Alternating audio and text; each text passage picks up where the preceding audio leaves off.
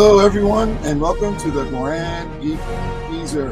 Today, we'll be talking about Star Trek Strange New Worlds episode 4.5 Vulcans. And we'll be talking about, this is not a review, this is an opinion, reflection.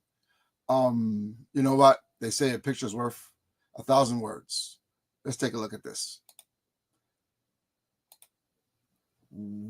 WTF. What are they thinking in this episode? What are they thinking? What?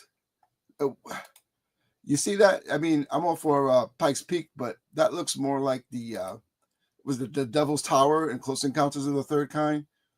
What were they doing? What? Okay, look, I'm all for comedy episodes.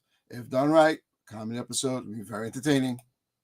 Like Trouble with Tribbles, that's the classic one. Of course, that's the one that they all will be measured to. I don't know what they're doing with Strange New Worlds. This season it's been a lot of I like one episode and then hate the next, then like the next one and then hate the next. I don't know what they're doing here. The concept is fine. You want to do a comedy episode, it's fine. This whole thing of turning humans into Vulcans and having the humans deal with what it entails to be a Vulcan is actually pretty good. I mean, it worked when they did with Spock that's from the human, you know, and that worked because he's half human and that whole thing. That idea is fine. It's a sound idea. It can be entertaining. I still don't know what I was watching. I don't know. Whew. All right, don't get me wrong. I don't totally hate it. I mean, there are good things about it. Let's see. Well, I said the concept, of course. Patton Oswalt as Vulcan Doug. Okay, that was actually good. That was inspired casting. Again, I like that concept. I'm not sure it went really well. The whole thing with him in number one, it was funny up to a point. And of course, the human smell thing, how Vulcans don't like the way humans smell. That is funny. That reminded me a lot of the Enterprise Vulcans, the Scott Bakula series. That reminded me a lot of that. That was good. The end credit scene that they had with Spock and Doug, and Spock trying to teach him how to be human. That was good. And I don't care if that was part of the story or outtake or whatever. It was definitely worth watching and definitely one of the better moments of the episode. I think they just tried too hard to be funny. It's one thing like when you're pandering to the audience. Hey, I did this. This is funny. Laugh it up. Yuck, yuck, yuck. And it's another thing when funny just happens or it's in the script or in the dialogue. That slow walk after they were all transformed, doing that classic, that hero walk, that Apollo 13 walk to the spaceship. I did not like that. It was funny though that they resolved the crisis in like 2 seconds. That was funny. That definitely was different. That was definitely worth a chuckle. But I just don't know. They knew where to go after that. Anson Mount, his performance is usually good, but he was very, I don't know, like ultra stiff. I mean, I know he's supposed to be a Vulcan, he's ultra stiff, and he was yelling a lot.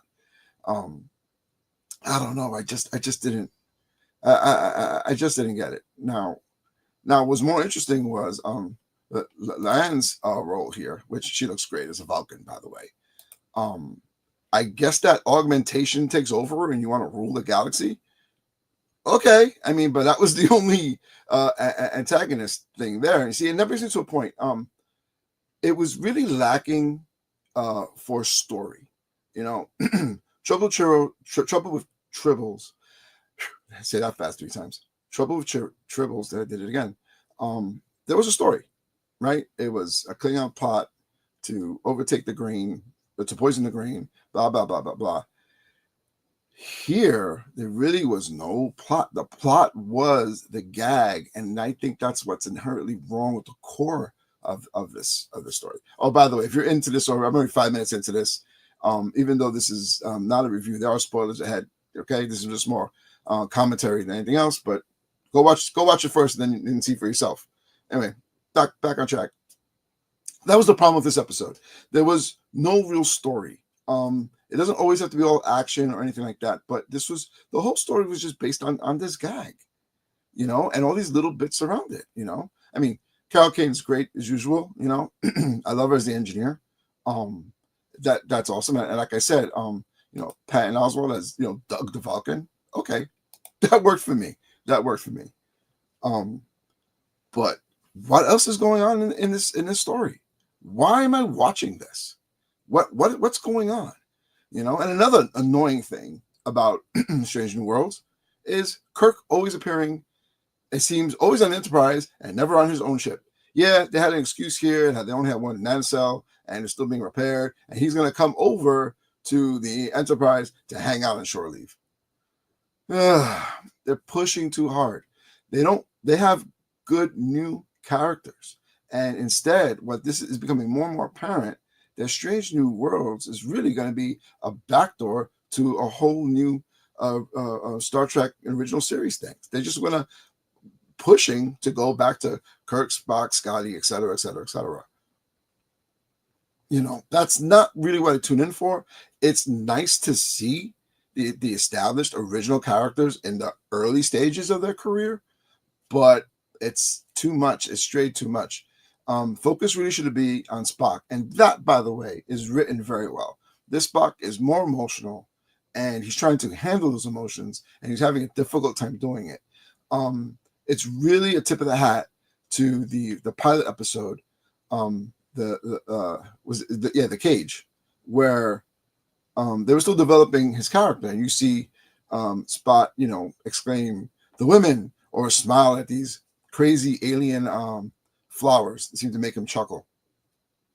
This is definitely in tune with that, and they took that little seed and tried to go with it. And this is a younger Spock.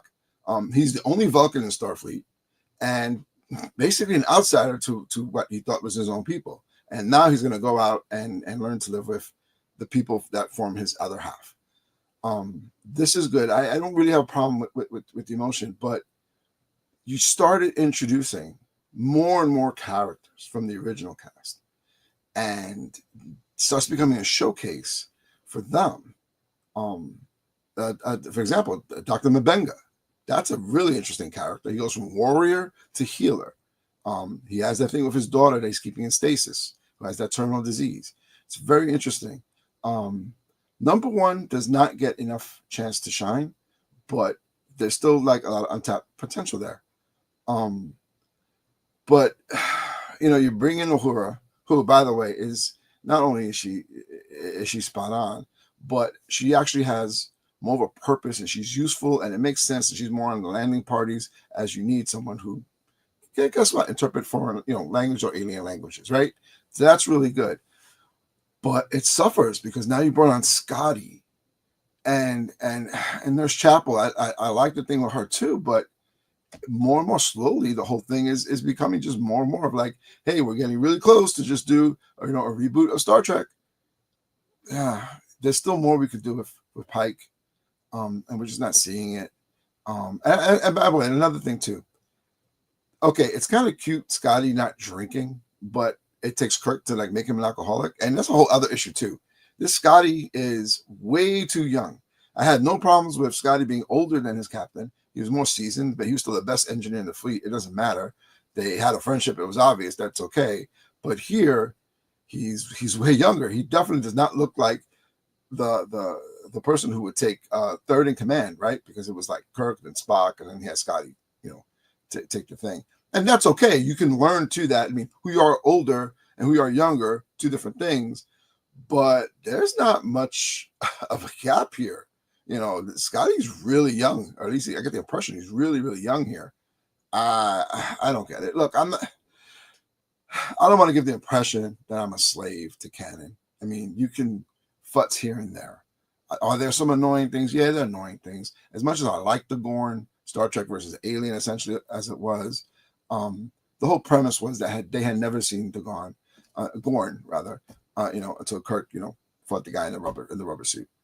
Okay, so you futzed that a little bit. It was a lot of like, young Gorn, or those Spock that see one in a spacesuit. Okay, so they folded that. That's okay. But still, man, you gotta, you gotta kind of follow things that kind of make a little sense. I mean, I, for one, regardless of the star dates, I'm not a slave to the star dates. To me, the original series, looking at the cast, the people they chose now for Strange New Worlds, to me, that seems a lot like the last year. They seem, older and seasoned even then. So, that's it for that's how I see that. But they're just going to, this is just becoming a showcase. I'm sorry, I got lost a little bit there. This is just becoming a showcase for a new Star Trek series featuring Kirk, Spock, etc., etc. I don't know, man. You could just come up with original characters and take it from there. I don't know, Star Trek Legacy. You can pick off from the current timeline. Or if you want to do a ship from the past, you can still do a ship from Kirk's time or whatever, even Picard's time. Just a different crew with different adventures and different perspectives. You're really just pushing to it, and I think, and it's a shame because I think it had potential, and I think it's sort of losing that potential quickly. There's inconsistency within the quality of the stories. The special effects are great. The actors are great, whether the actors fit the part or not. The acting is great, but it's just too much nods to the past. You're bringing all the original crew. Even Lance's character. I mean, well, here she's got to look at her again because she looks incredibly sexy here as a Vulcan. But she's related to Khan. Why? Just because it's one of the popular movies, so you want to draw those people in to watch your show? Why did you have to be related to Khan? That whole thing. Again, if you look back at the episode, and I'm not really a slave to canon, but still, they didn't recognize him right away. The name didn't recognize him right away. You'd think Spock would have said, "Hey, Khan. Hey, I served with a Khan. Come on, really? Come on, get Khan." I don't know. There's really a missed opportunity here. I don't know if the story or the direction is suffering from the Paramount deal, even though they just recently were able to sign their deal to go ahead with their merger. I'm not sure. I wouldn't go as far as to say that this is not Star Trek, but it definitely was not a good episode. There was an opportunity missed, is what I'm going to say when it comes to this thing. You can see for yourself. The scenes are forced, and it just doesn't. I mean, how can you take this guy seriously? I keep coming back to this. He looks ridiculous, and I have to concentrate on. I have to concentrate on what he's saying because it's just so distracting. It's so off the top, and for the most part, not funny when it's supposed to be funny. How about you have a story with very funny elements in it? And how about you take it like from there, guys? Okay. I hope next week you can do better. That's it for now. Please like and subscribe. Join me on our other podcasts on the Geezer Media. And just thanks, guys. I'm just shaking my head on this one. I'm really just shaking my head. Bye.